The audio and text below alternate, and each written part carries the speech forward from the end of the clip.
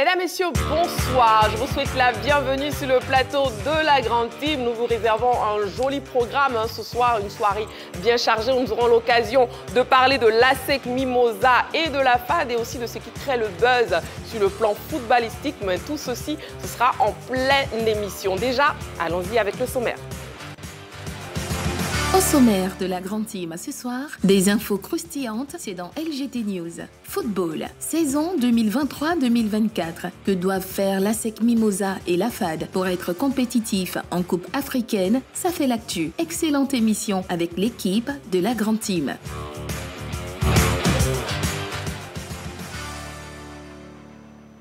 Toute l'actualité sportive, c'est ici. Et oui, vous avez le droit de participer à cette émission. On vous permet justement avec la question LGT, saison 2023-2024. Vous parlez de la saison prochaine. Que doivent faire l'ASEC Mimosa et la FAD pour être compétitifs en Coupe africaine? Vous pouvez donc utiliser les différents canaux de la 3, nous écrire sur la page Facebook de la 3. Allez-y, envoyez vos commentaires, vos messages, on pourra vous lire en cours d'émission. Ou aussi, vous pouvez nous appeler sur le numéro de téléphone, le 27 21 59 93 99. N'oubliez surtout pas de précéder de l'indicatif plus 225. On commence maintenant avec LGT News. LGT News. Basketball, éliminatoire championnat d'Afrique 2023, U16 masculin. Les éléphantos sont au Ghana. Les éléphantos ont rallié le Ghana depuis le mardi 20 juin 2023 en vue de prendre part aux éliminatoires du championnat d'Afrique 2023 U16 masculin. Avant son départ pour Accra qui accueille la compétition qualificative, la délégation ivoirienne a reçu les bénédictions du président de la Fédération ivoirienne de basketball, Mahama Koulibaly, qui a prôné la discipline et le résultat pour rendre fier le pays. À noter que la sélection nationale U16 de Côte d'Ivoire est dirigée par Éloi Ngardiga, Boto, Pierre Célestin et Marie Koné. Les éliminatoires de la zone 3 se tiendront du 22 au 24 juin 2023 à Accra avec le Ghana, pays hôte, le Nigeria et la Côte d'Ivoire. LGT News. Lutte, Jeux africains de plage en beach wrestling. Les éléphants lutteurs en Tunisie. Un mois après leur belle prestation au dernier championnat d'Afrique de lutte olympique et beach wrestling à Hammamet en Tunisie, les éléphants lutteurs seront au rendez-vous aux Jeux africains de plage en beach wrestling. Une première vague de la délégation ivoirienne composée de 4 personnes s'est envolée hier mercredi en direction de cette même ville tunisienne. La seconde vague quittera Abidjan dimanche prochain, entièrement financée par le Comité national olympique Côte d'Ivoire. Cette compétition à laquelle prendront part les protégés du président Honoré Alou aura lieu du 29 au 30 juin. Elle est qualificative pour les Jeux mondiaux de plage prévus en août prochain à Bali, en Indonésie. LGT News. Autre information, Africa Sport d'Abidjan. Kouyaté face à la presse ce vendredi, c'est l'information capitale au niveau de l'Africa Sport d'Abidjan. Le président Kouyaté Narcisse animera une conférence de presse ce vendredi au siège du club. De quoi parlera le patron du club vert et rouge? La réponse demain. Et ne vous inquiétez pas, on vous donnera plus d'informations demain par rapport à cette conférence de presse. Mais déjà, pour la suite de l'émission, la magnifique équipe qui m'accompagne ce soir est composée de Yellow, de Jean-Philippe, de Henri Joël et de Roger Stéphane. Bonsoir madame et bonsoir messieurs. Bonsoir Marie. Bonsoir Marie-Christine. Mais ça c'est un bonsoir tout doux pour Yellow. Qu'est-ce que c'est quoi?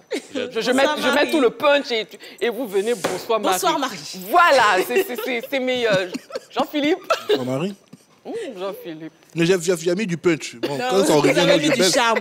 Ouais, c'est ça. Henri Joël. Bonsoir Marie. Mais c'est pas le fait de taper la table là qui fait. Bonsoir Marie-Christine. Roger Stéphane. Non, il peut doser un peu, non?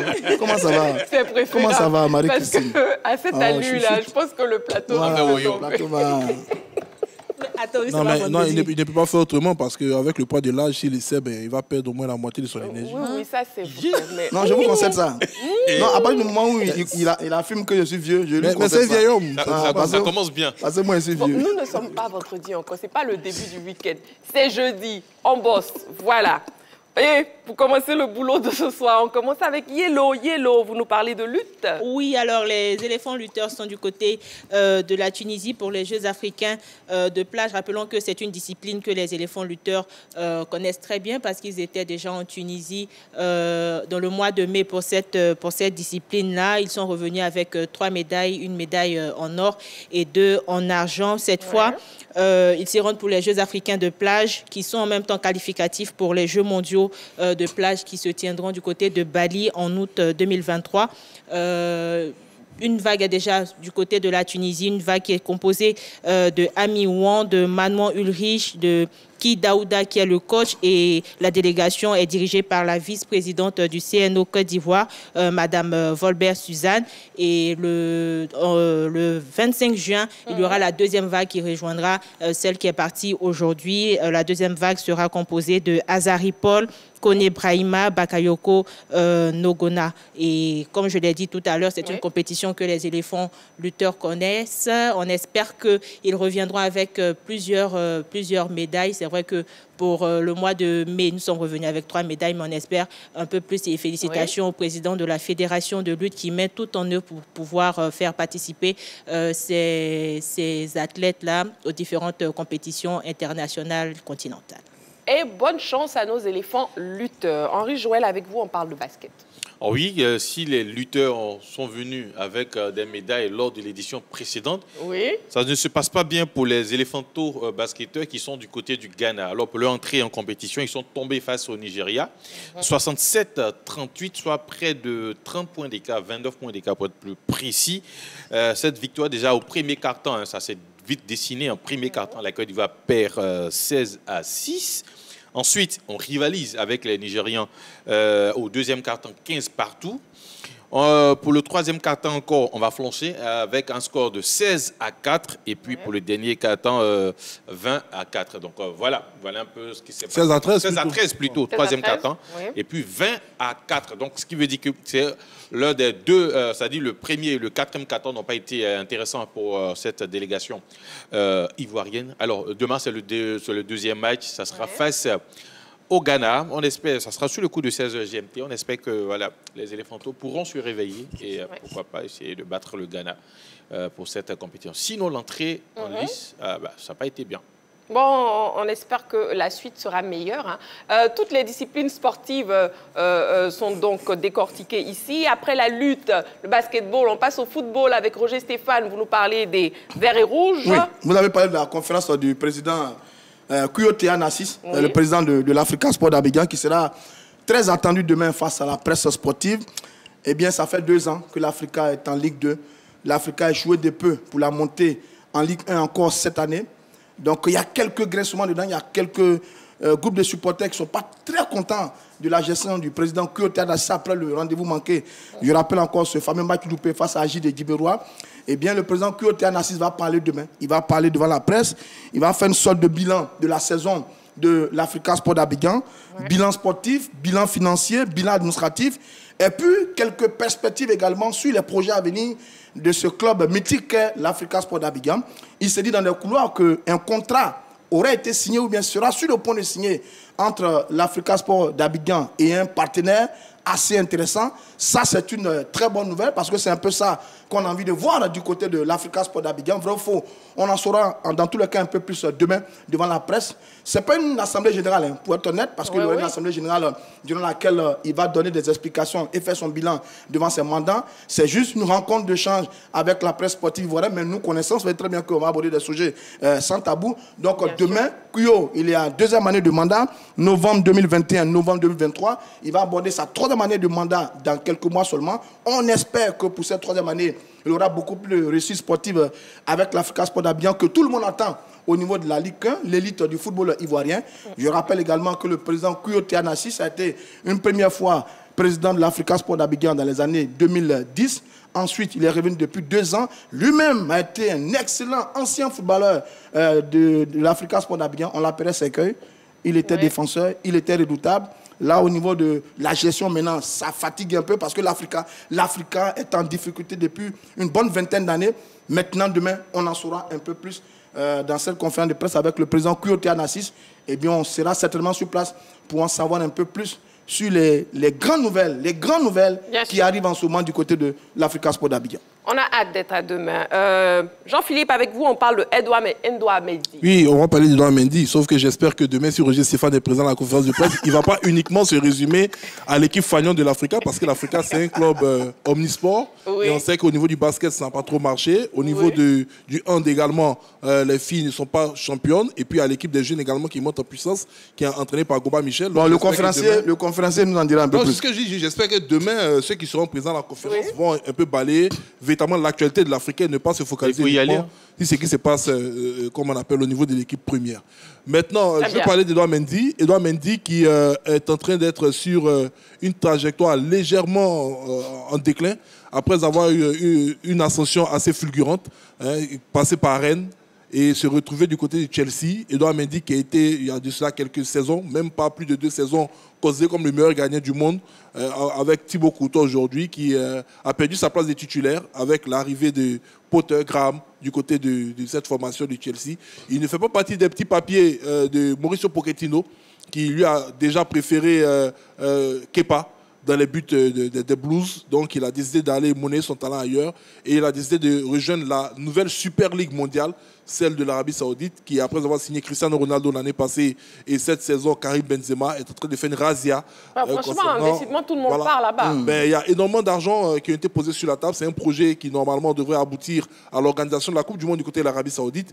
Donc, l'Arabie Saoudite veut être aujourd'hui un autre pôle de développement et d'attraction pour le football mondial.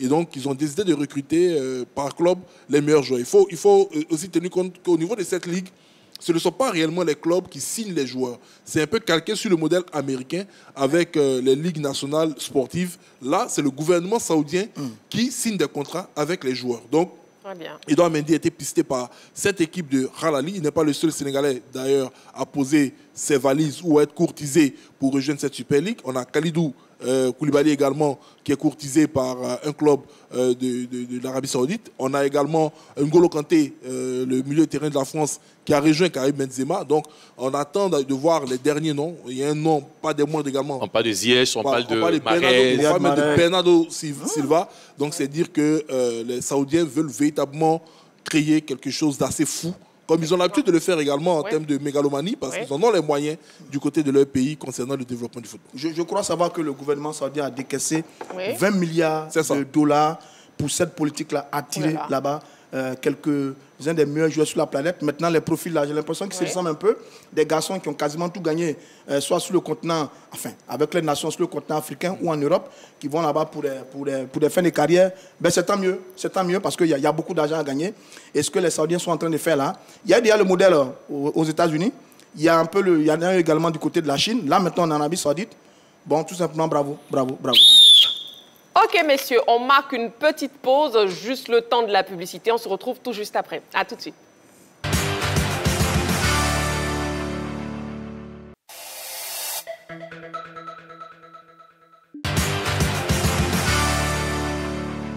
Vous suivez la grande team, nous sommes en direct et je suis toujours accompagné de Yellow, de Jean-Philippe, de Roger Stéphane et Henri Joël. Et nous passons au Sabuzz.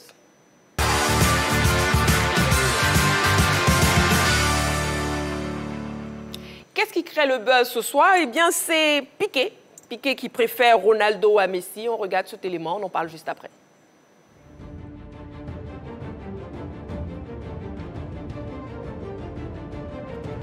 Gérard Piqué a exprimé qu'il avait plus d'estime pour Cristiano Ronaldo d'une certaine façon que pour son ancien coéquipier du FC Barcelone, Lionel Messi. Il l'a dit lors d'un échange avec le créateur de contenu footballistique irlandais John Nellis, qui est la personne la plus célèbre en dehors du football que j'ai dans mes contacts. Je dirais Shakira. C'était ma partenaire. Elle est peut-être la personne la plus célèbre que j'ai dans mes contacts. Et dans le football, Cristiano Ronaldo, a-t-il déclaré, omettant soigneusement de citer le nom de Messi. L'ancien défenseur du Barça vient de donner une nouvelle raison de penser qu'il n'entretient pas une relation amicale avec la star argentine, malgré le fait d'avoir partagé 13 saisons consécutives chez les Barcelonais. Bon, qui l'aurait cru, hein, Gérard Piqué qui a une préférence pour Ronaldo. Comment vous appréciez la sortie de l'ancien défenseur du Barça? Oui, Jean-Philippe. Moi, je peux dire que quand il parle de préférence, c'est peut-être par rapport au profil de joueur qu'il apprécie lui. Parce qu'on a tendance à dire que Lionel Messi, c'est le talent inné. On sait qu'il travaille énormément, mais on s'est dit qu'il était né déjà avec certaines prédispositions. On a vu ces vidéos qu'il était tout petit du côté de Rosario. Donc pour lui, peut-être il se dit que la carrière de Cristiano Ronaldo, qui était bâtie à force d'abnégation de travail pour se maintenir jusqu'à 38 ans et battre tous les records, ça mérite amplement du respect. Je ne pense pas que ce soit un problème lié peut-être à sa personne. Et d'autant plus que je pense que la semaine dernière, ou en début de semaine, Gareth Bale, lui, il avait fait le choix pour Lionel Messi en disant que, bon, étant gaucher, c'est une solidarité de gaucher. Parce qu'on lui avait demandé entre le pied droit de Cristiano et celui de gauche de Messi, qu'est-ce qu'il préférait. Il avait dit le pied gauche de Messi. Donc, ce sont des garçons qui s'apprécient énormément, qui se respectent, qui sont côtoyés. Il a eu la chance de jouer avec les deux athlètes. Il a joué avec Cristiano Ronaldo du côté du Manchester United et Lionel Messi pendant de nombreuses années du côté du FC Barcelone. Je ne pense pas que ces propos-là puissent susciter une polémique qui va peut-être dégrader les relations qu'ils ont, Lionel Messi. Moi, Jean-Philippe, ça c'est votre avis. Oui, c'est mon avis. Enfin, je veux dire, sur la place publique, on n'a pas entendu une fois qu'il y avait un problème réellement entre Piqué et Lionel Messi. Mais sur sa déclaration, on se rend bien compte qu'il y a des éléments peut-être entre les deux joueurs. Parce que, sur ce que dit Jean-Philippe, quand on a joué 13 ans avec un garçon qui a été en concurrence pendant 15 ans avec un autre et le choisit, à mon avis, ça pose un peu de problème. Parce qu'à la vérité, la relation qu'il y a entre Gareth Bale et Cristiano Ronaldo n'est pas la même que celle qu'il peut avoir entre Messi et Piqué, notamment au niveau du Barça. Donc attention, moi j'ai lu quelque part qu'il y a eu 3 raisons essentielles qui ont été évoquées. La première raison, c'est que Gérard Piqué n'était pas très content du départ de Lionel Messi du Barça. Il n'était pas très content, il n'a pas apprécié du tout. Deuxièmement, il semblerait qu'à une certaine époque, il avait exprimé un certain désaccord sur le salaire, le montant du salaire de Lionel Messi.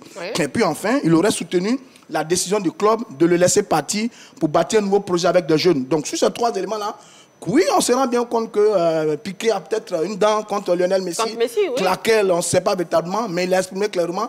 À mon avis, c'est gênant quand même de choisir le grand rival d'un coéquipier avec lequel vous avez partagé autant d'années, depuis votre formation, etc. etc.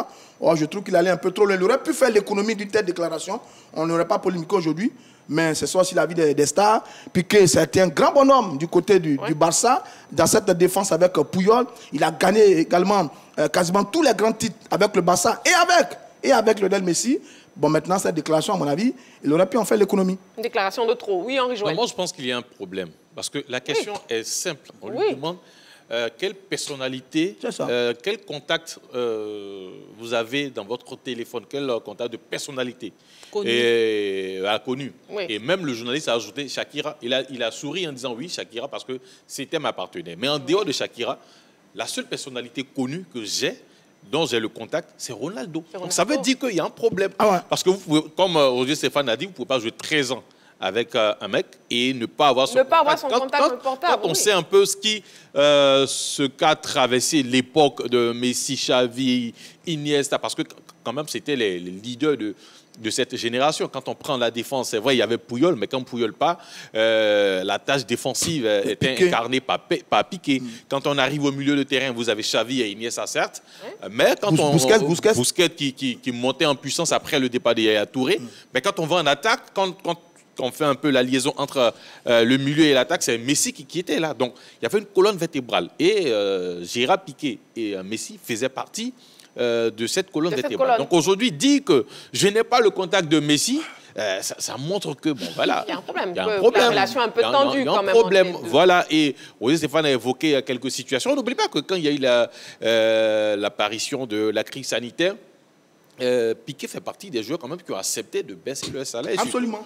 De ne pas prendre leur salaire sur un bon moment. Il y avait le cas de De Jong qui, à un moment, s'était plaint de son transfert du côté de Manchester United, qui a décidé de prendre cet agent s'il devait partir du côté de Manchester United. Ce que Barcelone a demandé à lui, De Jong, d'oublier un temps soit peu. Bon, le transfert ne s'est pas fait.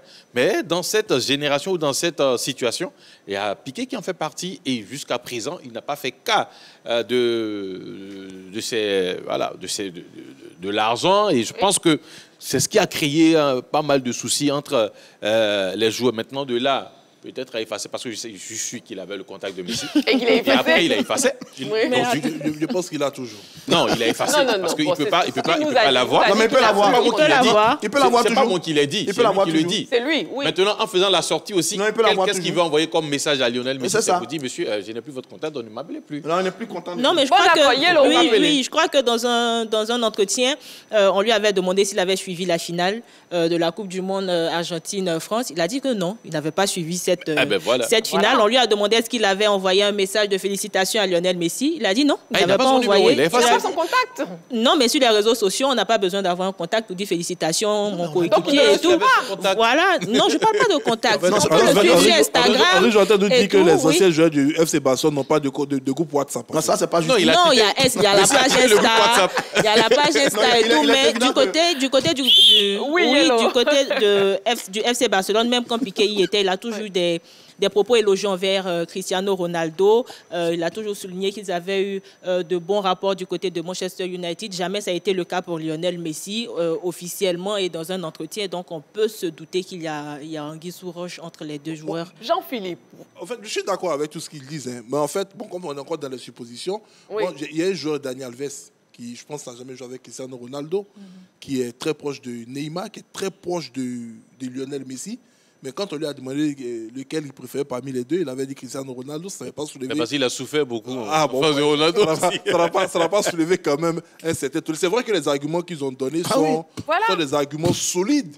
Mais comme Roger Stéphane l'a dit en début de ses propos, jamais tout le long de leur carrière du côté du FC Barcelone, alors qu'on entend très souvent, ce sont des environnements qui sont bruyants, jamais tout le long de leur carrière, on a entendu qu'il y avait une brouille entre Lionel Messi et Gérard Piqué. Peut-être que c'est maintenant qu'il est en train d'ouvrir une brèche pour nous dire, voilà, peut-être ce qui s'est passé dans les vestiaires. Peut-être, on ne sait pas. C'est pourquoi nous sommes dans les suppositions, mais moi, franchement, je n'ai pas pris sa déclaration sur cet angle en disant qu'il y a un problème, parce que, bon, c'était une question... Bon, il y a des affinités. Ça ne veut pas dire peut-être que je déteste l'autre ou quoi que ce soit. Voilà, peut-être qu'il est plus proche de Cristiano que de Messi. Ah, il avait son numéro. Mais ils sont dans le même groupe WhatsApp. C'est pour ça justement que ça crée le buzz, parce qu'on ne sait pas. Il aurait dit Messi qu'on n'aurait pas polémiqué. Donc, trahison, règlement de compte, simple pique, on ne sait pas. Mais vraiment, je pense qu'il y a un problème entre les deux. Il aurait pu dire même les deux noms. J'ai le contact de Ronaldo et Messi. Maintenant, quand je regarde ça, je crois qu'ils ont été formés ensemble à la Masia. Ensuite, ils jouent ensemble au Barça. Quand je regarde ça, on sent qu'entre les deux, il y avait un peu d'animosité, plus ou moins. Mais on n'en a jamais entendu parler. Ça veut dire qu'on peut être dans un club ou dans une sélection, ne pas être de très bons amis, ne même pas se parler. Je ramène le cas aux éléphants. Certains disent que dans le groupe des éléphants, il y a de la bagarre, ça ne se parle pas. Bon, ils n'apportent pas les preuves vraiment de leur déclaration. Mais vous le faites avec Messi, avec ça veut dire que... Mais sa déclaration le prouve bien. Ça veut dire qu'ils ne sont pas les meilleurs amis. Mais il y a des déclarations en sélection aussi qui le prouvent. Mais ils ont joué ensemble pendant de nombreuses années. Ils ont tout gagné. Champion d'Espagne, champion d'Europe, champion du monde, etc. C'est le bel exemple. Hein. C'est le bel exemple. Moi, ce que je veux dire, on n'a pas bien les mais on peut bien jouer ensemble. Je sais qu'à l'époque, mais à une époque assez lointaine, il y avait eu des soucis entre l'épouse de Lionel Messi, qui était à cette époque sa compagne, et Shakira, parce que l'épouse de Lionel Messi, Antonella, était très amie à l'ex de Gérard Piqué. Shakira, donc, non, pas Shakira, celle qui était là avant Shakira. Celle qui était là avant Shakira. Voilà, donc elle n'a pas apprécié que Piqué laisse son ami pour Shakira. Maintenant, est-ce que toutes ces histoires-là sont liées jusqu'à aujourd'hui? On fait du béret maintenant. Voilà, c'est arrêtons ce béret. Le buzz béret. On continue. On poursuit l'émission. On aurait dû faire ça vendredi. On est rentré un PPLK. On veut le béret. Ne vous inquiétez pas. On a fait un peu de PPLK. J'ai votre contact dans mon téléphone. J'espère que vous aussi, sinon ce sera un autre béret. Vous n'avez pas mon contact. Donc voilà. Jean-Philippe, j'ai votre contact. J'ai le contact de tout le monde. Roger Stéphane. Piqué a bloqué Messi. Il faut qu'on apprenne ça. On ferme cette parenthèse. Piqué, Ronaldo et béret et tout. On fait une petite pause et on se retrouve tout juste après. À tout de suite.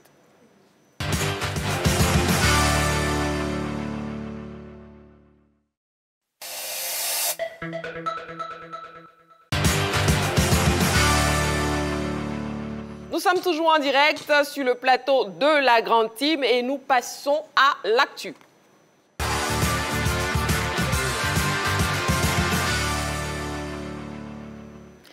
Voilà, vous pouvez maintenant participer véritablement à l'émission. Le téléphone est ouvert, le 27 21 59 93 99, 27 21 59 93 99, ou vous avez la possibilité de nous écrire sur la page Facebook de la 3. Saison 2023-2024, que doit faire l'ASEC Mimosa, oui, et la FAD pour être compétitif en Coupe africaine. L'ASEC Mimosa et la FAD du Plateau seront les représentants ivoiriens en Coupe africaine la saison prochaine, alors que le pays est à la lisière du top 12 du ranking CAF. Les attentes sont grandes. On regarde cet élément et on en parle.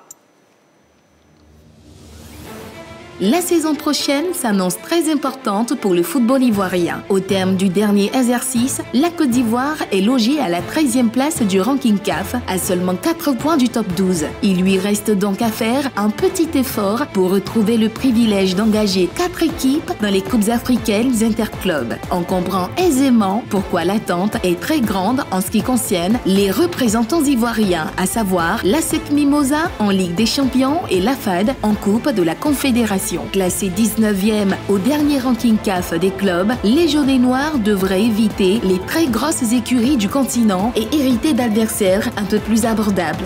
Demi-finaliste de la récente édition de la Coupe de la Confédération pour les Mimos, tout autre résultat minimum que la qualification pour la phase de groupe de la Ligue des Champions serait considéré comme un échec. Cela requiert d'une bonne préparation d'avant-saison, une concentration maximum et un effectif aguerri aux joutes continentales. Pour la FAD, qui effectue son retour sur la scène africaine après avoir participé au tour qualificatif de la Ligue des Champions en 2012 et en 2013 et au barrage de la Coupe de la Confédération en 2012, l'équation s'annonce beaucoup plus complexe. L'équipe du Plateau a terminé 5e au classement final de la Ligue 1. Même si son parcours en Coupe nationale, où elle n'a eu qu'à affronter des clubs de l'élite, incite au respect, son effectif actuel ne paraît pas à même de réaliser des exploits sur l'échiquier continental. L'écurie du président Jacques Anouma va devoir se battre pour conserver ses meilleurs joueurs et se renforcer.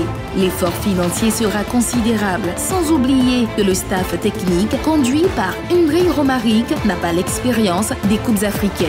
Ainsi, si la FAD pourra bénéficier de circonstances atténuantes, ce n'est pas le cas de l'ASEC Mimosa qui a une obligation de résultat. Voilà donc le décor est planté. Que doivent faire l'ASEC et la FAD pour être compétitifs en Coupe africaine la seconde prochaine? La saison prochaine. Comment ça, la seconde prochaine? La saison prochaine, les deux clubs ont-ils la capacité de remplir le cahier de charge de la CAF? Assez d'interrogations qui trouveront réponse avec vous, madame et messieurs, j'espère. Jean-Philippe. Bon, déjà, ce qu'il faut faire, je pense que pour l'ASEC Mimosa, ils ont réalisé une belle performance avec un effectif qui est de qualité. Je vais vous dire approximativement, mais qui est de qualité. Parce qu'arriver jusqu'en demi-finale d'une compétition africaine, ça veut dire que quand même les garçons ont démontré de quoi est-ce qu'ils étaient faits. Voilà, pour ne pas faire de redondance. Maintenant, on sait que sur ces dernières saisons, l'ASEC Mimosa a eu toujours à effectuer un certain renouvellement d'une partie de son effectif. Et là, déjà, on annonce quelques départs de joueurs clés. Zoua Pakom a annoncé sur les départs, Kramo Ben a annoncé sur les départs, le jeune Zougrana a annoncé sur les départs, sans oublier Atoula, qui est le meilleur joueur de cette équipe, qui a annoncé sur les départs. Et à ce moment, on se pose la question de savoir quels sont les joueurs avec lesquels l'ASEC va aller en compétition l'année prochaine. Pas parce que des jeunes qui tapent dans le ballon, il n'y en a pas, mais est-ce qu'ils en auront sûrement de la qualité comme ceux qui s'en vont? C'est là le gros point d'interrogation. C'est vrai qu'ils ont un bon maillage sur le plan local pour essayer de regarder les meilleurs joueurs du championnat national, mais on sait que des garçons comme Kramo Ben, comme Atoula sont là-bas depuis un certain nombre d'années. Voilà, est-ce que les nouveaux pourront rapidement rentrer dans le moule et se faire tirer par le haut par ceux qui vont rester? Et là, c'est ce dont on annonce déjà le départ. On ne sait pas si l'équipe sera totalement décimée parce que c'est quand même des demi-finalistes. Là, c'est le gros point d'interrogation du côté de l'ASEC Mimosa, même si on sait que derrière, il y a le centre de formation, mais on a pu se rendre compte que les centres de formation aujourd'hui, sur le continent africain, les gens ont besoin d'un certain nombre d'années pour pouvoir maîtriser quand même les joutes continentales. Donc ça, c'est pour l'ASEC. Maintenant, pour la FAD, là, ils vont devoir faire un gros recrutement. Ils sont un peu dans la même disposition que l'ASEC, sauf qu'eux, ils n'ont pas eu des joueurs qui ont été un tout petit peu surexposés sur la scène continentale. Donc, mis à part quelques observateurs du football local qui ont pu tirer certains noms de cette équipe, soit les dirigeants vont décider de partir avec ceux qui sont là, soit ils vont décider de recruter et de renforcer. Il faut qu'ils tiennent compte sur la saison prochaine qu'il doit avoir un effectif à même de pouvoir jouer les compétitions nationales et les compétitions internationales pour ne pas avoir à flancher. Et donc, avec un type de joueur aussi, c'est le gros point d'interrogation. Donc, on revient pratiquement à la même situation, que ce soit du côté de la FAD ou de la SEC Moza, c'est d'avoir des joueurs de qualité. Parce qu'au niveau des staffs techniques, bon, Chevalier, on l'a tous décrié dans ses premières années. Là, il est obligé maintenant d'enchaîner pour nous montrer que ce qui s'est passé cette saison n'était pas un coup de chance. Voilà, donc il va devoir repartir pour essayer de faire mieux. C'est peut-être s'ils sont en compétition en Coupe de la CAF, la finale, ou bien, comme on appelle, aller maintenant en phase de poule de la Champions League. Et pour Romaric, je pense qu'il n'y a pas une meilleure lucarne pour lui que de démontrer vraiment tout le bien qu'on pense de lui à travers cette compétition continentale-là et puis réaliser de très bonnes performances. Très bien. Henri Joël, vos propositions? Non, moi, je pense que déjà, sur ces 3 dernières années ou 3 dernières saisons, la SEC a quand même le souci de garder, je dirais, peut-être 70% de son effectif. Même si, à la fin de la saison, certains partent sur d'autres cieux, mais quand même, il y a l'essentiel qui est là. Il y a quand même une ossature qui reste au sein de l'équipe, qui permet toujours cette performance, qui a permis quand même ces performances sur ces dernières années. Notamment cette demi-finale de la Coupe de la Confédération disputée, parce qu'il y a eu quand même au niveau de la défense des anciens qui étaient présents, au niveau du milieu de terrain également, et puis en attaque, même si ceux qui sont arrivés n'ont pas été assez intéressants, mais quand même, il y avait quand même quelques anciens qui ont permis à cette équipe de la SEC de pouvoir aller loin. Donc, je pense que c'est ce que doit faire le board de la SEC. Jean-Philippe l'a dit, beaucoup de joueurs sont annoncés sur le départ. Est-ce qu'ils partiront? On verra. Est-ce que la SEC va tenter de les garder? Parce qu'aujourd'hui, l'essentiel, c'est de les garder. Quand on parle de Halali, quand on parle de l'Espérance de Tunis, quand on parle de Wydad, ce sont des clubs qui sont capables de garder le même effectif sur 3 saisons. Donc, si aujourd'hui la SEC veut retrouver ces performances d'avant, je pense que d'abord c'est la solution, la première solution. On dit le meilleur recrutement, c'est de toujours garder ses meilleurs éléments. Donc si la SEC déjà réussi à garder ses meilleurs éléments de la saison écoulée, je pense que là, ça fait un très bon point. Maintenant, en plus de pouvoir garder son effectif, il faut aussi faire venir des joueurs dans certains calibres. Parce qu'aujourd'hui, on l'a vu dans les compétitions africaines, que ce soit en Coupe CAF comme en Ligue des Champions, on a vu des joueurs dans certains niveaux. Quand vous prenez même le joueur de Yanga, Fiston Mayele, mais il est exceptionnel. Mais toutes ces propositions demandent quand même un budget, un énorme budget. Mais justement, voilà. Le parcours de la SEC... Est-ce que la SEC... Non, mais le parcours de la SEC en Coupe CAF, quand même, a fait rentrer un peu d'argent. Et il faut dire que ceux qui seront vendus... On a quand même eu quelques montants. On parle de Atola, 200 millions. On parle de Aziz, 300 millions. Donc, il y a de l'argent. On ne va pas s'aventurer ce qui n'est pas encore fait. C'est pour cela que je dis, le meilleur recrutement pour la SEC aujourd'hui, c'est de garder ses meilleurs éléments. Moi, je ne parle même pas de départ. C'est-à-dire qu'il faut songer à garder ses meilleurs éléments. En plus de garder ses meilleurs éléments, il faut faire venir de très bons joueurs. Vous avez parlé du côté financier. J'ajoutais que la SEC, avec son parcours au niveau de la Coupe de la Confédération, forcément, il y a eu des entrées d'argent. Et aujourd'hui, la SEC est très bien placée pour savoir attirer vers elle quand même de gros partenaires. Et surtout avec le parcours, je pense que ça peut être encore plus intéressant pour faire venir des structures pour accompagner la SEC dans cette logique. Il y a aussi, peut-être l'accompagnement tactique qui doit se faire. Aujourd'hui, on peut rien faire sans cela. Je pense que et on organise bientôt la CAN. Forcément, les compétitions africaines vont commencer avant le début de la CAN. Donc, il faudrait qu'on fasse bonne figure, non seulement au niveau de l'équipe nationale, mais aussi au niveau des clubs, avant d'arriver dans cette grande fête du football. Mais maintenant, au niveau de la FAD, c'est vrai, peut-être il n'y a pas suffisamment d'expérience au niveau de cette équipe, mais ils ont un entraîneur qui connaît le haut niveau, c'est Romaric. Moi, je le disais ici, quand il y avait les appels à candidature pour entraîner l'équipe nationale, moi, je mettais Romaric parmi mes favoris. parce qu'il est très bon. Il a commencé avec la réserve de la SEC Mimosa, même s'il n'y a pas eu de grande compétition. Mais quand il est parti dans l'équipe de Zomo, on a vu ce qu'il a apporté. Et je pense que c'est sa patte qui est restée dans cette équipe de Zomo jusqu'à aujourd'hui. Il est arrivé à l'AFAT, c'est vrai, au début c'était difficile, mais il a réussi à s'acclimater, il a réussi à insuffler quelque chose d'intéressant en cette équipe de l'AFAT, et on l'a vu cette saison. Donc moi je pense que lui, avec son expérience, peut apporter quelque chose d'intéressant du côté de l'AFAT, et puis peut-être un bon recrutement parce qu'il y a les moyens. Vous savez, c'est de là où vient M. Anouba, c'est de là où vient M. Chris, donc forcément il y a les moyens. Voilà. Ok, d'accord. On a un appelant, M. Kofi Mathieu, qui nous appelle Mbato. M. Kofi Mathieu, bonsoir. Oui, bonsoir, la toute-puissante Marie-Christine. Comment vous allez? Je vais bien. Et vous-même? Moi, je vais bien, mais votre voix est toute petite, là. Vous êtes sûr, ça va bien, hein? Oui, ça va, ça va. D'accord. Un peu fatigué, mais ça va. D'accord, ok. Bon, si c'est que la fatigue, ça va. Salut. Bonsoir, monsieur Kofi. Kofi, on vous écoute, monsieur Kofi Mathieu. Ok, moi, je crois que pour pouvoir aller loin dans les compétitions de l'année, il faut que la SEC recrute. Oui. La SEC a de gros moyens. Il faut que le président recrute des joueurs qui ont la classe de ces compétitions-là. Okay. Donc, une fois, je l'ai dit, oui, on a les anciens joueurs de la SEC même, qui aujourd'hui sont vers la fin de leur contrat, d'autres sont au pays. Ils peuvent négocier, les Gervino, oui. voilà, ils peuvent négocier avec eux, rester 2 ans à la SEC pour leur donner au moins des Ligues des Champions. Sinon, si on compte sur nos joueurs-là, ça sera difficile. Vous-même, vous l'avez dit sur le plateau tout à l'heure, quand tu prends Al-Ali, ils ont leur même équipe pendant près de 5 ans. Oui. Mais c'est sûr qu'ils vont aller loin dans les compétitions. Donc, moi, je crois que tout ce qu'il faut à nos 2 clubs-là, c'est de faire de grands recrutements pour pouvoir affronter les adversaires qui seront devant eux. Oui. D'accord. Voilà. D'accord. Merci pour votre participation, M. Kofi Mathieu. Merci. Sur la page Facebook de la 3, hein, bon, c'est une personne qui va dans le même sens que M. Kofi Mathieu.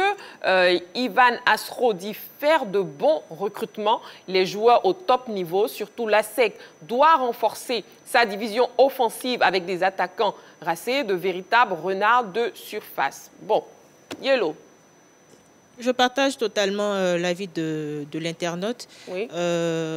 On a constaté que la SEC pêchait dans son recrutement. Ils recrutent certainement, mais pour moi, ce ne sont pas des recrutements efficients. Il y a eu le départ de Konaté Karim qui, pour moi, jusque-là, n'a pas été véritablement remplacé. Au cours de la compétition de la Ligue des Champions et même de la Coupe CAF, on a senti que la SEC manquait de véritables buteurs. Tout à l'heure, l'appelant disait que le Al-Ali ou même l'USM Alger ont un effectif qui date de pratiquement 5 saisons. Ce sont des garçons qui se connaissent, qui ont des réflexes, qui savent où se retrouver rapidement sur le terrain. Mais lorsqu'on arrive à la SEC Mimosa, il y a de nouveaux visages à chaque saison. Il y a des recrutements qui se font, peut-être pour le championnat, mais pas à la hauteur des compétitions continentales, ma foi. Donc je pense que des recrutements doivent se faire, des recrutements intelligents, efficients. Et puis, à cela, je crois que le banc de touche de la SEC Mimosa est déjà fourni, puisqu'il y a Chevalier, le staff technique qui connaissent ce genre de compétition. Mais pour moi, le gros travail doit se faire au niveau du recrutement. Très bien. Roger Stéphane, vous pensez aussi recrutement? Oui, mais la grande question que tout le monde se pose aujourd'hui, c'est quel sera le visage de l'effectif de la SEC Mimosa la saison qui vient? C'est la grande question. Quel effectif la SEC va nous présenter sur la saison qui vient? Il y a 2 ans, la SEC avait perdu Konaté Karim, Ki Aziz, Sengoné et Sissi Abdul Karim. Dès lors, on s'est dit, attention, on a perdu de très grands joueurs. Comment est-ce qu'on va les remplacer? Il y a eu un petit recrutement qui a été fait. Il y a des joueurs qui sont venus et qui ont réussi quand même à faire une superbe saison en ce qui concerne la Ligue des Champions. La SEC, pardon. La Coupe de la Confédération. La SEC est allée éliminant des champions, Coupe de la Confédération, demi-finale. C'était une très belle campagne avec un bon groupe qui s'est mis sur pied. Maintenant, la question, qui va partir, qui va rester et qui va venir? Est-ce que la SEC va lâcher ses meilleurs fusils encore pour les autres clubs africains? Est-ce que la SEC va réussir à recruter des joueurs pour renforcer son effectif? Est-ce que la SEC va pouvoir faire venir des joueurs d'un certain niveau pour relever davantage le niveau de l'effectif de la SEC Mimosa? Parce que l'effectif il faut bien avoir des joueurs qui jouent sur la pelouse, mais en même temps, il faut avoir un banc de touche qui est très très riche. Parce que la SEC sera sur 3 fronts. La SEC sera pour le championnat, la coupe et la Ligue des Champions. Donc ça fait 3 fronts. Donc oui, on regarde, on attend de voir. On attend de voir. Je pense que toute la question est là. Parce que sur les recrutements ces dernières années, parfois ça a été bon du côté de la SEC, parfois ça n'a pas été très bon. Il y a une méthode dans la SEC Mimosa qu'on appelle la méthode chinoise. Elle est en marche, on attend de voir. Mais il est évident que si la SEC fait une bonne campagne, comme c'était le cas la saison dernière, il va falloir, pouvoir garder quelques cadres du club. 2, envoyer quelques bons joueurs pour renforcer l'effectif. L'année dernière, on a vu que la SEC avait des difficultés pour concrétiser ses actions offensives. Gay et Poku n'ont pas donné beaucoup de satisfaction. Le petit Sankara a fait ce qu'il a pu. Kramo a été le meilleur buteur de cette équipe. Donc oui, il y a tout ça qu'on doit regarder. Maintenant, après, on peut peut-être renforcer un peu le staff technique. On peut peut-être chercher à avoir une bonne ardoise financière pour être capable de disputer tous ces fronts et ne pas s'essouffler. C'est toutes ces questions-là qu'on se pose en ce qui concerne la SEC Mimosa. Maintenant, pour la FAD, c'est également la même chose parce que la FAD sera sur plusieurs fronts. C'est un grand club qui n'est pas mythique et qui n'est pas riche comme la SEC Mimosa. Il va falloir aller chercher quelques joueurs. Il va falloir renforcer peut-être l'encadrement technique autour de Romaric, etc., pour permettre à nos 2 représentants d'aller titiller les géants que nous connaissons, qui, malheureusement pour nous, ont de très grands moyens. La SEC n'a pas le budget du Al-Ali, c'est le jour et la nuit. La SEC n'a pas le budget de l'USM Alger, c'est le jour et la nuit. Mais bon, on peut appeler à la mobilisation de tous les supporters autour des jeunes noirs. Maintenant qu'il y a de la qualité, il y a de l'ambition, il y a eu un bon succès, on peut maintenant lancer des opérations pour mobiliser des fonds pour permettre à la SEC Mimosa d'avoir de bons joueurs pour aller peut-être gagner maintenant enfin une compétition africaine. Parce qu'il y a longtemps qu'on n'a pas gagné une compétition africaine. Très bien compris. Voilà qu'on aimerait savoir aussi quelles sont les propositions de M. Diomandé Mamadou qui nous appelle de Sipilou. M. Diomandé Mamadou, bonsoir. Brigitte. Oui. Bonsoir ma belle. Bonsoir M. Diomandé. Je salue la table et puis je salue Yellow. Bonsoir M. Diomandé. Ah voilà, Yellow, vous rigolez là. Voilà, M. Bonsoir Diomandé, M. Diomandé. Oui, M. Diomandé. Oui, on vous écoute. Tu sais, il donne un exemple tout court. Hein. Oui. Quand tu détruis les arbres de la forêt, là, on va avoir le courage de faire un reboisement. Oui. C'est comme la SEC. C'est vrai, c'est une crise de commerçant. Mais Roger, pour faire passer la honte, pardon. S'il a vendu cher, il n'est qu'à recruter cher. La SEC est allée en demi-finale pour les compétitions passées. On manquait seulement qu'un vieux renard de la surface pour nous faire honneur. Le buteur Roudave comme autant de Ben Badi, maison buteur. Donc, moi, ce que je demande à Roger, il n'est qu'à faire un effort, il n'est qu'à recruter au moins un vieux renard de la surface de réparation. Celui, en moins d'erreur du gardien, il marque. C'est ça qu'on appelle la SEC d'avant. Ben Badi, vraiment, parce que quand je joue le sien, et vraiment, Amani Yaoulame César, vraiment, c'est les gars que nous faisons honneur. Roger n'est qu'à faire un effort, il n'est qu'à faire au moins un recrutement d'un vieux renard, même s'il est chier, il n'est qu'à l'envoyer, compléter aux enfants là, on fait une bonne compétition. La part aussi, il n'a qu'à faire des bons recrutements, puis ça va aller. Christine. Oui. D'où rêve, hein? Et puis, bonne nuit. À la tourne ensemble. Au revoir, M. Diomandé. Pas bonne nuit encore pour nous. Il nous reste encore quelques minutes d'émission.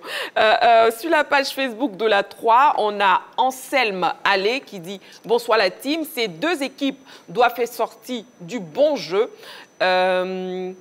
Il a mis il, mais je pense qu'elle devait dire elle. Elles doivent se respecter pour une finale plus chic et choc.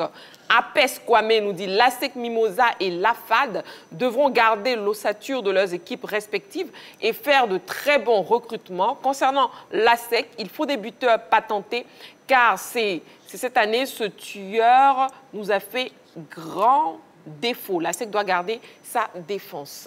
Oui, Jean-Philippe. Oui, comme on le dit, comme l'ensemble des spectateurs le disent également, des intervenants, le plus important, c'est de conserver ses meilleurs éléments. Mais il y a la réalité économique. Il faut noter que la SEC est également sur un autre front, celui du développement de son nouveau centre d'entraînement Boro-Bata. Ils l'ont dit, ils veulent faire un centre ultra moderne et les centres ultra modernes, ça coûte énormément cher. Voilà. Est-ce qu'aujourd'hui, la conjoncture permet à la SEC d'aller chercher des joueurs qui sont convoités également par les autres grands du continent africain? Là se situe le gros point d'interrogation. Avant, sur le marché local, les clubs ivoiriens étaient confrontés généralement à certains clubs européens qui souvent laissaient même ces joueurs-là passer par nos clubs pour encore gagner en expérience avant de les prendre. Mais aujourd'hui, vous avez l'Afrique du Nord qui est devenue très, très puissante avec les clubs du Maghreb et du monde arabe. Vous avez le Al Ahly, vous avez le WAC, vous avez l'Espérance. Quand ceux-là viennent sur un joueur en Afrique de l'Ouest, dans la zone de confort de la SEC Mimosa, et qui propose 200, 250, 300 millions de francs CFA pour le recruter, il n'y a pratiquement aucun club qui peut s'aligner, même pas les clubs nigérians, alors qu'ils sont censés avoir énormément d'argent. Et donc, c'est une véritable problématique. À cela également, avant, c'était l'Europe de l'Ouest qui venait majoritairement recruter ici, mais on voit que même au niveau du Golfe Persique, les Émirats arabes unis, l'Arabie saoudite, au niveau de l'Europe de l'Est, vous avez la République tchèque et autres, ils ont toujours des scouts ici en Afrique qui viennent chercher ces garçons-là et généralement, ils viennent les chercher très tôt. Tout le monde se rue sur les garçons de 18 à 21 ans. En ce moment, quand on part avec les meilleurs, généralement, ce sont les seconds couteaux qui restent ici. Avec ceux, il faut refaire encore un travail approfondi pour qu'ils puissent avoir un certain niveau et les lancer dans le bain. Une fois qu'ils sont lancés dans le bain, qu'ils commencent à trouver également leur marque, ils sont vendus. Donc, il y a cet effet pervers-là de l'évolution du football, du développement du marché du football qui handicape lourdement nos équipes. Henri Joël l'a dit, il veut un accompagnement de l'État. Il veut que l'État donne les moyens aux clubs ivoiriens qui vont en compétition continentale. Oui, mais il y a un assainissement même de l'environnement du football qui est nécessaire avant d'aller vers l'État. Je pense que le directeur exécutif de la fédération, j'ai lu certains de ses propos sur divers réseaux qui disaient comme ça que l'année prochaine, si au niveau des 5 critères qui étaient dictés par la CAF et dont la FIF a décidé d'en faire sien, ne sont pas respectés par les clubs de l'élite, il y aura des descentes administratives. Donc, c'est dire que si on atteint ce niveau-là, qu'on a une ligue qui est constituée d'équipes véritablement, je dirais, professionnelles, il n'y a pas de raison pour que l'État ne vienne pas s'y impliquer. Donc, il y a un travail à faire. Malheureusement, aujourd'hui, en Côte d'Ivoire, on a la SEC Mimosa qui est le seul club professionnel du pays, entre guillemets, qui ne peut pas bénéficier de ce genre de soutien parce qu'ils évoluent dans un environnement qui ne l'est pas. Sinon, on dirait que l'État n'est pas équitable. Voilà, il priorise un par rapport à l'autre. Donc, il y a un travail qui doit être fait pour qu'on en aboutisse à cela. Donc, il y a tellement de soucis. Ce que je souhaite pour la SEC Mimosa, c'est ce que tout le monde souhaite ici, la conservation des meilleurs éléments. Mais mettons-nous aussi à la place de ces garçons. Voilà, ce sont des pères de famille, des chefs de famille, des espoirs pour leur famille. S'il y a une bonne offre qui vient, est-ce que, par exemple, un club va proposer à Toula de venir signer pour 6 millions de mois. Voilà, même il a dit 6 millions, 10 millions de francs CFA par mois, et la SEC va lui dire, il reste une saison. Mais comment ça se faisait avant? Comment est-ce que la SEC conservait? Avant, il n'y avait pas cette concurrence déjà mondiale. Et il y avait pas, le football n'était pas professionnel partout. Là, aujourd'hui, même sur le continent africain, on a des championnats qui nous concurrencent au niveau du professionnalisme et qui arrivent à proposer ces montants fous. Avant, à l'époque des Ben Badi, je ne voyais pas un Ivoirien aller jouer en Tanzanie. C'est pas possible. Voilà, je ne voyais pas un Ivoirien même aller au Nigeria à côté pour jouer. Aujourd'hui, voilà, ce sont des choses qui arrivent parce que ces championnats-là ont eu les moyens. Sur sa question. Voilà. D'accord. Petite pause, s'il vous plaît, madame et messieurs. On a monsieur Kwame Kofi Edouard qui nous appelle de Guibérois. Il est en ligne, donc on va le prendre. Bonsoir, monsieur Kwame Kofi Edouard. Bonsoir, madame. Comment vous allez? Oui, ça va, ça va. D'accord, on vous écoute alors. Oui, au propos des missions de... Oui, que doit faire la SEC Mimosa et la FAD pour être compétitif en Coupe africaine? Oui, la SEC, bon, après nous décourage un peu. Moi, je suis un sportif de la SEC. Ok. Oui, je suis un sportif de la SEC. Avant même quand la SEC jouait à Boaké, bon, on se dépasse ici pour aller à Boaké. Mais en ce moment, quand tu vends un joueur, c'est déjà un remplaçant. Mais au fur et à mesure, moi, bon, quand on voit que oui, lui qui est en train d'évoluer, l'année qui vient non plus. Ok, on a une compétition à faire. Quand tu vends là, quand tu vends déjà, tu as un autre souci ailleurs. Pour que l'autre s'en va, l'autre vient. Bon, là, on ne sait pas comment à SEC de maintenant, là, on ne comprend pas. D'accord. On ne comprend pas. Souvent, à SEC, il est en train de jouer, même toi-même, tu as envie de brûler. D'accord. Là, vraiment, en tout cas, ça sauve mon cœur, ça sauve mon cœur. D'accord. Il ne faudrait pas que ça chauffe. On veut à SEC d'ailleurs Boulaye Traoré, le Lucien Kassi. Surtout, bon, vous savez, à SEC, avant à SEC de jouer, toi-même, tu es là, même si tu es en train de manger, même, surtout, n'a plus faim. C'est bien rassasié. Mais là, avec de maintenant, là, on ne comprend pas. Ok, on a bien compris, voilà. M. Kwame Kofi Edouard. Merci beaucoup. Non, il ne faut pas son cœur va brûler. Les temps ont changé. À l'époque, il n'y a pas d'exode massif de nos talents. Tous nos grands talents étaient au pays, au plan local. Ils étaient déjà fiers de faire une carrière à la SEC Africa. C'était largement suffisant pour beaucoup parmi eux. Avant, les supporters étaient mobilisés derrière les clubs.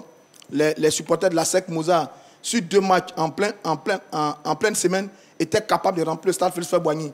Ça fait au bas mot 15 millions pour la SEC Mimosa. 15 millions, ça vous permet d'avoir, si vous avez ça 2 ou 3 fois dans le mois, c'est beaucoup d'argent. Donc ça permettait à l'époque de payer des salaires qui tournaient autour de 1 million et 1 500 000 pour les joueurs qu'on connaît tous. Et ça permettait à nos garçons de rester là et de faire de très belles carrières. Mais c'était à l'époque. C'était à l'époque. Oui. C'était à l'époque où il y avait du public, il y avait de la billetterie. La première source financière d'un club, c'est la billetterie. Il faut parler aussi de certains mécènes supporters. Ah, évidemment. Aujourd'hui, la billetterie a complètement disparu. Donc, les clubs n'ont plus les moyens qu'ils avaient avant. Donc, oui. Maintenant, l'autre réalité, c'est que la plupart de nos garçons qui jouent aujourd'hui, ils n'ont pas envie de rester.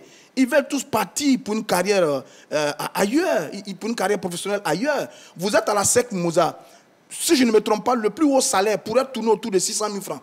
600 000 francs, si je ne m'abuse, je peux me tromper. Ouais. Mais vous êtes courtisé par un club qui va vous payer 10 fois plus. Beaucoup plus. Mais vous ne pouvez pas rester. Ce n'est pas possible. C'est-à-dire qu'il n'y a même pas un joueur, il n'y a même pas un parent, il n'y a pas un petit frère qui peut accepter que son parent reste là à toucher 600 000, là où il peut toucher 10 millions. Mais donc, dans ce cas que les clubs d'ici aussi proposent beaucoup plus. C'est la réalité. C'est la réalité d'aujourd'hui. La SEC n'y échappe pas. Maintenant, la SEC n'a pas l'argent non plus pour aller recruter le même type de joueurs que Al-Ali. Percy Tao, il évoluait en Espagne. Il vient jouer en Angleterre. Bon, d'accord, en Angleterre. Il vient jouer au Al-Ali. Son salaire, mais la SEC ne peut pas payer un tel salaire. Donc, la SEC est obligée de faire un recrutement intelligent. Et le recrutement intelligent, ça donne l'effectif que vous avez eu cette saison. Et c'est très bien. Donc, on va conseiller à nos dirigeants de la SEC d'avoir cette même intelligence, cette même prudence pour nous mettre sur pied une équipe capable d'aller aussi loin qu'elle a fait cette année au niveau de la Coupe de la Confédération. Donc, tout a changé. Ce n'est pas un problème lié à la SEC seulement, c'est lié à un problème lié à tous les petits clubs de l'Afrique subsaharienne qui souffrent de grands manques de moyens. Et ça, c'est un peu dommage. Merci, Tao. C'est près de 36 millions de francs CFA. Très bien. Mais madame, monsieur, ce n'est pas que la SEC, hein, il y a aussi la FAD. Je sais que tout à l'heure, Henri Joël a parlé du coach Romaric. Romaric qui est excellent, qui fait un travail excellent. Il a fait un travail excellent avec Zoma FC et maintenant avec la FAD. Mais est-ce que l'inexpérience de Indri Romaric aussi n'est pas un handicap pour la FAD, pour la scène continentale? Non, mais récemment, quand Julien Chevalier venait à la tête de la SEC, il n'avait pas cette expérience-là qu'il a aujourd'hui avec tout ce qu'il a traversé au niveau de la Ligue des Champions, au niveau de la Coupe CAF. C'est au fur et à mesure que les saisons ont avancé, qu'il est resté à la tête de la SEC, qu'il a pu acquérir cette expérience dont on parle aujourd'hui. Donc je pense que Romaric, il est arrivé là et on peut dire que c'est son premier grand baptême de feu sur le continent. Et le connaissant, c'est un adepte de challenge, mais surtout de beaux jeux. Et je pense que pour l'instant, c'est l'homme idéal. L'erreur à ne pas commettre, par exemple, au niveau de la FAD, c'est peut-être après un échec, je ne le souhaite pas d'ailleurs, un échec, l'erreur à ne pas commettre, c'est de limoger, par exemple, Romaric. Ça, c'est la grosse erreur à ne pas commettre du côté de la FAD pour l'instant. Maintenant, je le disais ici, un entraîneur aussi expérimenté, aussi bon, s'il n'a pas un bon effectif, ça ne peut pas évoluer, surtout sur le continent africain, dans les compétitions africaines. Donc, comme je l'ai dit, de la FAD sont sortis quand même pas mal de dirigeants que nous connaissons. Jacques Anouma, Idriss Diallo, Alain Donwaï. Alain Donwaï, bon, oui. Le ministre, voilà. l'ancien ministre. Je pense que c'est le moment de battre le rappel de tous ces dirigeants-là, afin de permettre à la FAD, parce que c'est vrai, ils ont dit que désormais c'est le plateau, c'est la FAD du plateau, et peut-être aussi l'implication de la commune du plateau, pour permettre à la FAD d'aller très très loin dans cette compétition. Comment aller, de quelle manière il faut faire venir les joueurs. Et faire venir les joueurs demande beaucoup de moyens financiers. La FAD n'a pas été en Coupe d'Afrique pour avoir peut-être ce que la SEC a eu à l'issue de sa demi-finale en Coupe de la Confédération. Je pense que si on s'organise très très bien du côté de la FAD, puisque c'est une équipe qui va commencer en prenant dans ce sens-là, recruter intelligent. Il faudra aussi que la FAD remplisse le cahier de charge de la CAF. Hein. Justement, aujourd'hui, les deux peut-être obligations qui se dégagent, ou peut-être l'obligation qui se dégage, c'est la section féminine pour chaque équipe qui va participer à une compétition africaine. La SEC a déjà créé avec la 2e division et cette équipe de la SEC qui est montée en 1re division. Oui. Forcément, derrière, la FAD est en train de se préparer parce que, voilà, jouer une Coupe d'Afrique, ça emmène l'équipe à répondre favorablement au cahier des charges en restant dans le canevas demandé par la CAF. Et qu'est-ce qu'on demande? C'est une section féminine parce qu'aujourd'hui, la FIFA a décidé de développer le football féminin un peu partout. Donc, on fait obligation à certains clubs, à certaines équipes de disposer d'une section féminine. Maintenant, l'autre obligation, c'est d'avoir des stades capables d'accueillir les rencontres de Coupe d'Afrique. Aujourd'hui, la Côte d'Ivoire, je dirais peut-être en Afrique de l'Ouest, avec l'organisation de la CAN, peut-être la meilleure, le meilleur pays placé en ce qui concerne les infrastructures sportives. Donc, à ce niveau, on n'a pas de problème. On a Yamoussoukro, on a San Pedro. Donc, je pense que pour les cahiers des charges, peut-être c'est la FAD qui doit tout de suite accélérer les choses pour avoir une équipe au niveau du football féminin. Mais là encore, s'ils ne l'ont pas, ils peuvent signer un partenariat avec une équipe sur place, parce que ça fait partie aussi. Hein. Si vous n'avez pas la possibilité d'avoir une équipe, vous pouvez vous faire accompagner. Voilà. OK. On a M. Brou Marcel qui nous appelle de Yopougon Academy. M. Brou Marcel, bonsoir. Oui, bonsoir Marie-Christine. Comment vous allez? Oui, je vais très bien. D'accord, ravi alors. On vous écoute, M. Brou Marcel. Bonsoir aussi la grande team. Oui. Bonsoir, M. Brou. Oui. Alors, que doit faire la SEC Mimosa et la FAD pour être compétitif en Coupe africaine? D'accord, je commence d'abord sur la SEC. D'accord. Je crois bien que la SEC a un bon effectif. OK. Oui, mais il y a toujours un mais. Il nous faut un attaquant. OK. Un attaquant de son nom. Digne à son nom attaquant. Parce que quand j'ai regardé les matchs de la Confédération, vraiment, c'est ce qui nous a tués. On n'a pas de buteur. On n'a pas de buteur. Quand je prends le milieu jusqu'à la défense, voilà, c'est faisable. Mais on n'a pas de buteur. C'est ça qui nous a tués. Oui. OK. Je rebondis sur la FAD. La FAD, c'est voilà, une équipe, je peux dire comme ça, qui vient de débuter. Vraiment, il faut que l'entraîneur soit fort, que les dirigeants aussi mettent la main dans la poche pour pouvoir recruter voilà, pour renforcer son équipe. Oui. Sinon, vraiment, c'est une jeune équipe. Oui. Ils ont beaucoup à faire. Ils ont beaucoup à faire. Okay. Voilà.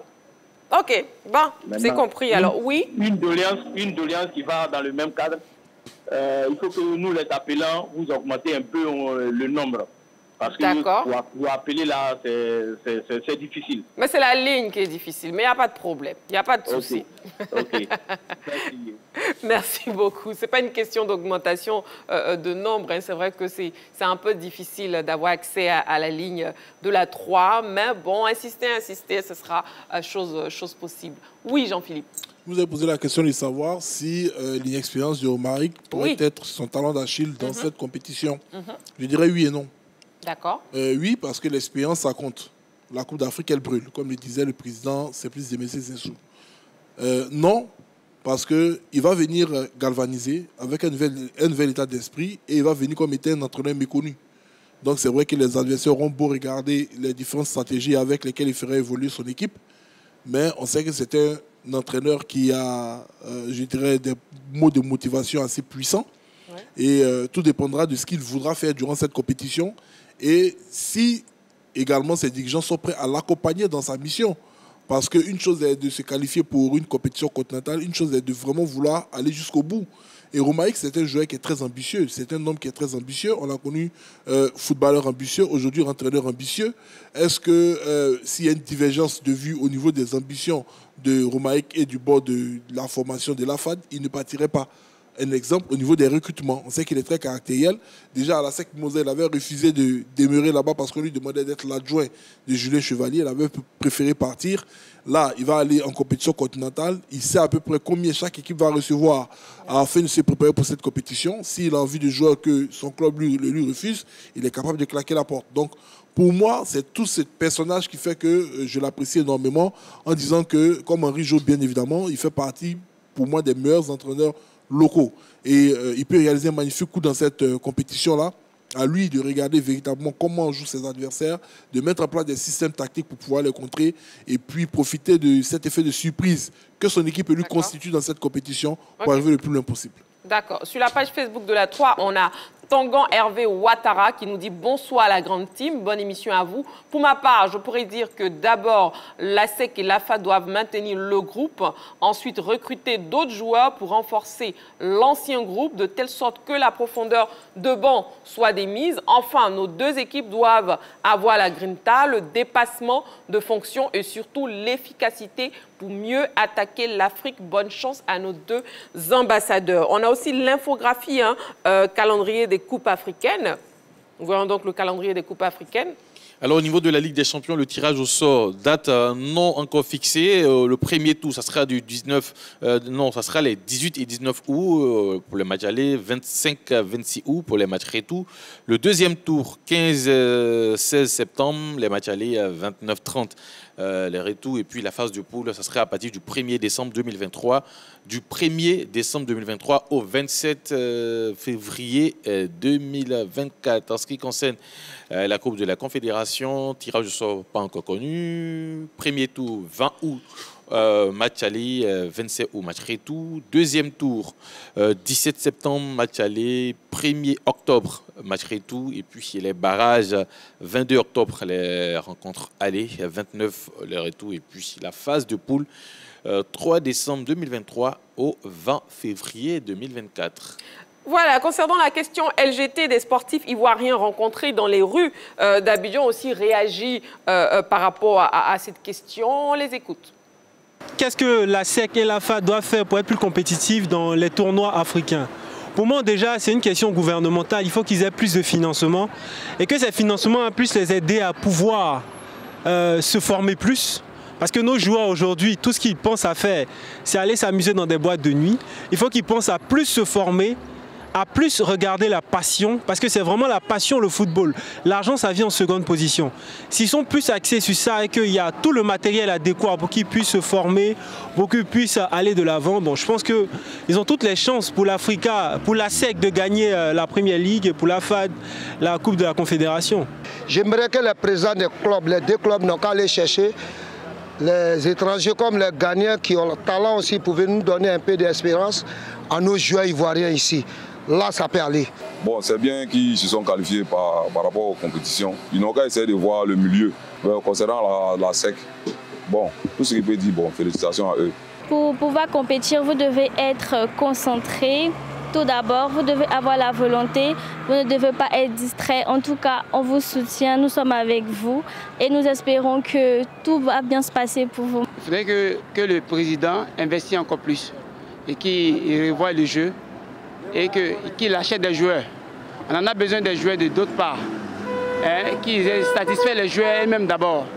Et puis l'entraîneur doit revoir son classement. Voilà, si vous nous prenez en marche, on vous permet de revoir les news avec LGT News. LGT News. Basketball, éliminatoire championnat d'Afrique 2023, U16 masculin. Les éléphantos sont au Ghana. Les éléphantos ont rallié le Ghana depuis le mardi 20 juin 2023 en vue de prendre part aux éliminatoires du championnat d'Afrique 2023 U16 masculin. Avant son départ pour Accra qui accueille la compétition qualificative, la délégation ivoirienne a reçu les bénédictions du président de la Fédération ivoirienne de basketball, Mahama Koulibaly, qui a prôné la discipline et le résultat pour rendre fier le pays. À noter que la sélection nationale U16 de Côte d'Ivoire est dirigée par Éloi Ngardiga, Boto, Pierre Célestin et Marie Koné. Les éliminatoires de la zone 3 se tiendront du 22 au 24 juin 2023 à Accra avec le Ghana, pays hôte, le Nigeria et la Côte d'Ivoire. LGT News. Lutte, Jeux africains de plage en beach wrestling. Les éléphants lutteurs en Tunisie. Un mois après leur belle prestation au dernier championnat d'Afrique de lutte olympique et beach wrestling à Hammamet en Tunisie, les éléphants lutteurs seront au rendez-vous aux Jeux africains de plage en beach wrestling. Une première vague de la délégation ivoirienne composée de 4 personnes s'est envolée hier mercredi en direction de cette même ville tunisienne. La seconde vague quittera Abidjan dimanche prochain, entièrement financée par le Comité national olympique Côte d'Ivoire. Cette compétition à laquelle prendront part les protégés du président Honoré Alou aura lieu du 29 au 30 juin. Elle est qualificative pour les Jeux mondiaux de plage prévus en août prochain à Bali, en Indonésie.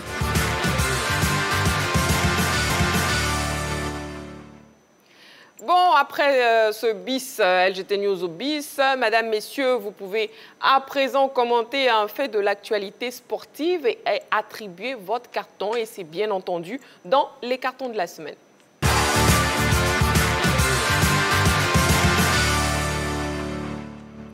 Donc voilà, carton vert, satisfaction, carton jaune, avertissement et carton rouge, sanction. On commence avec vous, Yellow. Alors...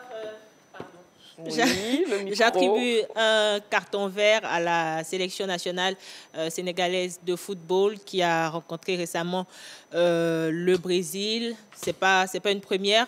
Déjà en 2019, cette sélection-là avait rencontré la Seleção et cette rencontre s'était terminée sur un nul de 1 but partout. Le Sénégal qui reste dans une dynamique dans les différentes compétitions, dans les différentes catégories. Félicitations aux hommes d'Aliou Cissé qui confirment encore leur place de numéro 1 sur l'échiquier continental. C'est vrai que le Brésil a du mal actuellement avec les équipes africaines, déjà en Coupe du Monde avec le Cameroun, le Maroc. Ils ont été battus par le Maroc et là, le Sénégal, je crois qu'ils ont battu la Guinée de 4 buts à 1. Voilà, 4 buts à 1. Donc, félicitations aux hommes d'Aliou Cissé qui allient technicité et générosité dans l'effort. C'est très différent de ce que nous, on a l'habitude de voir sous nos cieux. On espère que nos éléphants prendront de la graine et qu'ils nous montreront beaucoup plus d'envie sur le terrain, sur les pelouses. D'accord. Bon, je pensais qu'on allait parler seulement de l'équipe sénégalaise. Non, on ne peut pas parler du Sénégal sans faire de parallèle avec, avec nos éléphants. Vraiment, nous les encourageons à nous montrer. Le parallèle est inévitable. Voilà, beaucoup plus sur le terrain. D'accord. Bon, c'est pas rentré dans les oreilles de sourds. Les éléphants, footballeurs, vous avez entendu. Henri-Joël, votre carton. Alors, le carton, c'est un carton rouge.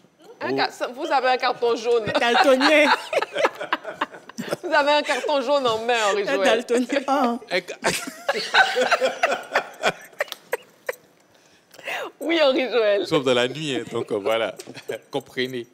Alors, carton jaune pour les Lions indomptables du Cameroun. Alors, un avertissement pour la CAN qui arrive du côté de la Côte d'Ivoire. Christine, il faut arrêter de rire pour que je sois concentré. Pardon, Henri-Joël. Allez-y, je rigole. Voilà, carton jaune pour les Lions. Vous savez, aujourd'hui, pour cette Coupe d'Afrique du côté de la Côte d'Ivoire, presque toutes les grosses nations sont déjà qualifiées, hein, en dehors du Cameroun et du Ghana. Je vais revenir, peut-être je vais conclure avec le Ghana, mais le Cameroun, parce que vous avez les 4 pays forts de l'Afrique du Nord qui sont déjà là, en dehors de la Libye. La Libye qui n'a pas réussi à se qualifier. Quand vous venez en Afrique de l'Ouest, tout le monde est présent. Quand vous partez en Afrique centrale, pour l'instant, il n'y a pas de grosses nations, puisque le Gabon, la RDC, ils sont toujours à la lutte pour se qualifier. Mais le gros pays au niveau de cette zone, c'est le Cameroun, qui est aujourd'hui 2e, mais qui a le même nombre de points que l'équipe du Burundi. Le Burundi qui a battu la Namibie sur la dernière fenêtre 3-2. Et cette victoire qui permet au Burundi de rejoindre le Cameroun au même nombre de points, c'est-à-dire 4. Puisque dans la poule, ils se battent à 3, le Kenya ayant été sorti, ayant été disqualifié d'entrée de jeu. Donc, ils se battent à 3 pour 2 places. Donc, aujourd'hui, vous avez Namibie, 5 points, Cameroun 4, Burundi 4. Donc, vu que tous les gros pays ou les grosses nations de foot sont présentes en Côte d'Ivoire et pour une belle fête lors de la CAN, alors on demande aux Camerounais, c'est un avertissement, on leur demande de venir en Côte d'Ivoire pour rendre la fête encore plus belle. Donc c'est pour cela que voilà, j'essaie d'attirer l'attention des Camerounais, je sais qu'ils nous suivent, afin qu'on donne beaucoup de conseils aux joueurs, afin qu'ils se qualifient pour venir en Côte d'Ivoire en janvier, pour que la fête soit totalement belle avec le continent. Voilà. Maintenant, le Ghana. Oui. Nos frères d'à côté, ils doivent faire aussi pareil, hein, parce qu'ils ont un dernier match. Il y a quel problème? Il est réveillé. Il y a le Ghana qui doit aussi se qualifier. Voilà. Il faut que ces deux pays-là se qualifient. Mais bon, le carton, c'était plus pour le Cameroun, quoi. Voilà. D'accord. Donc, le carton jaune. Le carton jaune-rouge pour le Cameroun. Roger Stéphane, j'espère que vous avez la bonne couleur. Oui. Votre carton est de quelle couleur? Mais je voulais juste dire à Henri Joël de ne pas provoquer le Cameroun. Ce n'est pas une équipe qu'on provoque. Il faut laisser les Camerounais là tranquilles. Non, ils ne provoquent pas. Carton vert, oui, carton vert pour Cissé Cheikh Salah. Juste un petit mot pour lui. Lui dit merci. Il fait honneur à la Côte d'Ivoire, il fait honneur aux Ivoiriens. Sa visite au pays, sa visite sur notre plateau. Oui. Il a déjà fait beaucoup pour nous. Champion olympique, champion du monde, numéro 1 mondial. Il a eu la reconnaissance des Ivoiriens, il a eu la reconnaissance de nos autorités. Maintenant, focus sur Paris 2024 pour une deuxième médaille d'or. Pour un deuxième titre olympique. Et c'est ce qu'on attend de lui. Il en a les moyens. Il est au top. Il est bien, il est beau, il est gentil. C'est notre grand champion. Moi, je l'adore. Oui. Merci pour tout. Cissé Cheikh, ça ne serait pas très long. C'est juste te faire un petit coucou et te dire allez, allez, Cissé. Pour la deuxième médaille d'or très bientôt. D'accord. Donc, comme le dit Roger Stéphane, allez, Cissé. Allez, Cissé. Allez, Cissé. Jean-Philippe, votre carton. Jean-Philippe. Carton rouge. Et Jean-Philippe prend tout son temps. Carton rouge, oui. Carton rouge à deux entités importantes. Il aurait pu rendre quand même le week-end des Ivoiriens très heureux et festif. Même si du côté sur le volet festif, les Ivoiriens savent s'accommoder souvent des mauvaises prestations de ces différentes entités. Ce carton rouge, je l'adresse déjà à Jean-Luc Gasset. Je ne l'aurais pas adressé s'il n'avait pas tenu certains propos lors de la conférence de presse d'après-match entre la Zambie et les nôtres. Notamment dans sa conférence de presse, il avait dit, et je cite, que les Zambiens avaient montré aux Ivoiriens l'état d'esprit avec lequel on devrait jouer ce genre de rencontre. J'estime que l'état d'esprit est un élément qui est quand même suscité par l'entraîneur en fonction du discours qu'il tient aux joueurs, des objectifs qu'il leur tient. Donc, je n'ai pas apprécié ces propos de l'entraîneur Jean-Luc Gasset. Voilà. Peut-être qu'il s'est dit, sur le moment qu'il a dû parler à ses joueurs, étant des professionnels, il s'est dit qu'eux-mêmes, ils allaient pouvoir comprendre ce qu'il attendait d'eux au niveau de cet état d'esprit, qu'ils n'ont pas pu mettre cela en pratique. Mais ça, je ne l'ai pas apprécié. Donc, il faut que l'entraîneur mette également un accent sur l'aspect psychologique de cette équipe-là pour qu'elle puisse être performante et qu'elle puisse être déjà à l'entame d'une rencontre imprégnée par cet état d'esprit guerrier qu'on a pu voir avec les Zambiens. L'autre entité...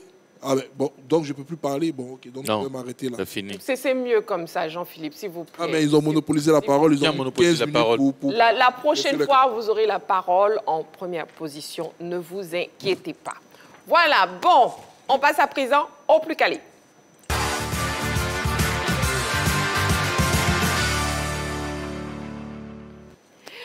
Voyons voir quelle équipe sera la plus calée ce soir. Est-ce l'équipe A composée de Jean-Philippe et de Yellow ou l'équipe B composée d'Henri Joël ou de Roger Stéphane? Hier, c'était la même équipe, non? Oui, et puis on a perdu. Donc Yellow, on n'a pas entendu, on n'est pas le micro. On ne cherche pas l'équipe qui perd. Bon, j'espère que ce soir, ce sera l'équipe qui gagne. On y va. Déjà, le thème sport automobile. Première question. Combien d'Ivoiriens ont remporté le championnat d'Afrique des rallyes? A, 1, B, 2, C, 3. Combien d'Ivoiriens ont remporté le championnat d'Afrique des rallyes? 1, 2 ou 3? L'équipe A, la réponse B. L'équipe B, la réponse C. C'est la réponse B, 2.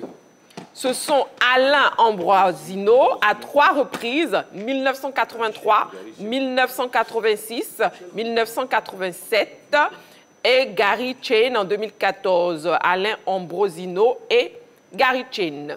Deuxième question. Qui est l'actuel président de la Fédération internationale de l'automobile? A.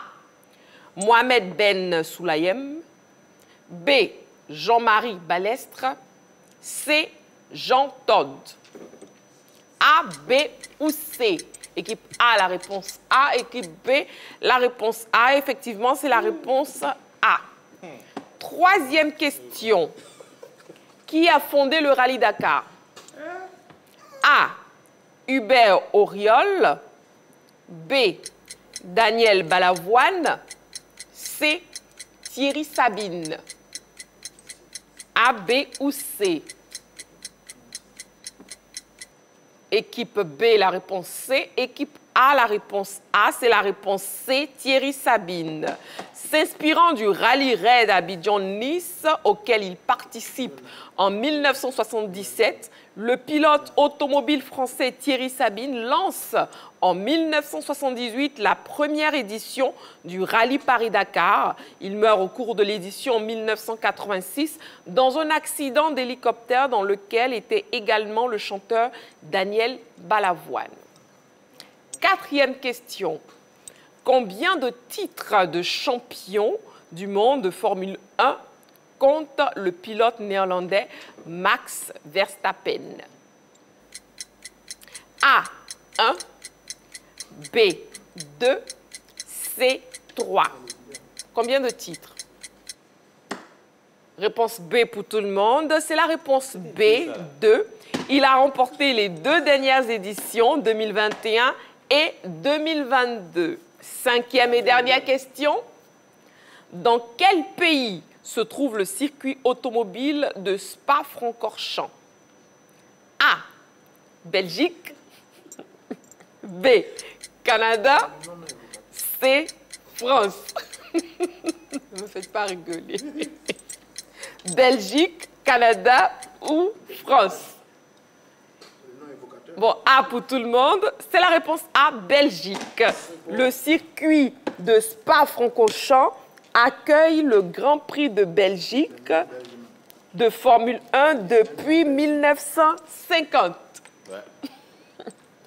Voilà, bon, quelle équipe remporte ce soir? Roulement de tambour.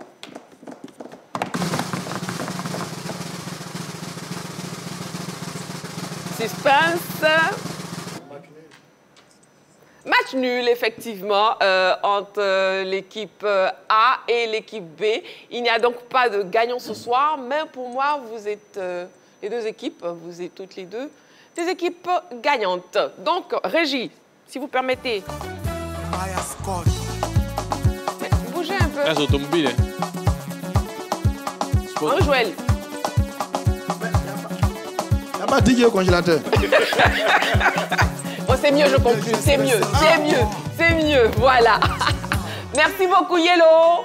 Merci, Marie. Merci, Jean-Philippe. Merci, Roger Stéphane. La prochaine fois, on va Roselyne Layou. Il n'y a pas de souci. Voilà. Il n'y a pas de souci, c'est entendu. Merci, Henri-Joël. La prochaine fois, moi, je veux Frost. Bon, d'accord, c'est bien. Après, c'est pour confondre le jaune et le rouge. Bon, voilà, merci aussi, Chevaux. Merci beaucoup. J'espère que vous avez passé une agréable soirée en notre compagnie. Nous, oui. On se retrouve demain pour la grande finale, en direct 20h30 sur la 3. D'ici là, prenez soin de vous et n'oubliez pas, faites toujours du sport.